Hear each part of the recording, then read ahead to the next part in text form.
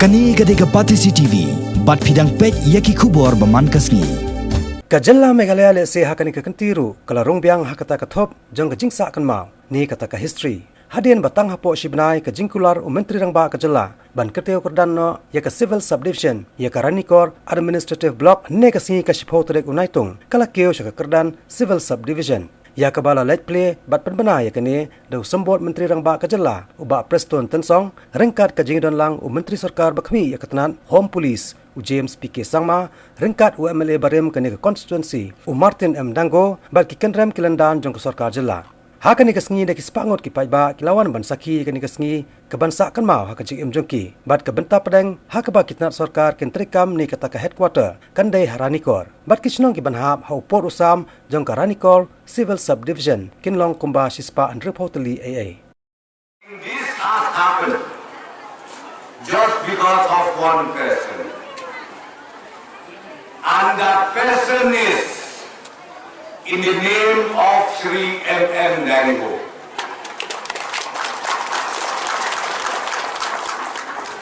Our Honorable Minister in charge health, he just mentioned that M.M. Dango today is the man of the match. But I should say that is still not appropriate, I should say. He is the man of the Ranikor civil subdivision. Udah breu ubah penio ya ka Ranikor civil subdivision. He is the one. Whether you like it or not, but you have to accept the reality.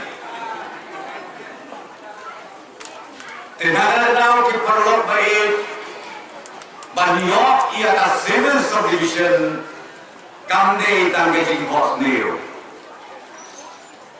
Banyo ia ka civil subdivision kador kabarem hadok kata-kata agaba unir urang ba ngalayot ia ka phone call jong u haga arboy krik kengit kabauong ia na rengkat bakal jinjau umat ngala resign ngala inok ia ka kam MLE namar bangat wa banyoi baka civil subdivision country kamno hangne poran.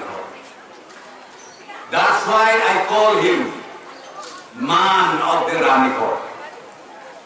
Kune de sichao ko breo ubama ki paitba jonga Ranikor area borwe hila permi kane kane kijis dam jong kajing trekam da civil subdivision. Bada kaliang juga sarkar jongi. Ginang kembit, ginang kendiang susu. Ba kajing trekam ki branch jong ka hotel. Kitna trekam jo ki partner ki hotel. Ba kalong da bit kebabian. Ban trekam hangne orang itu.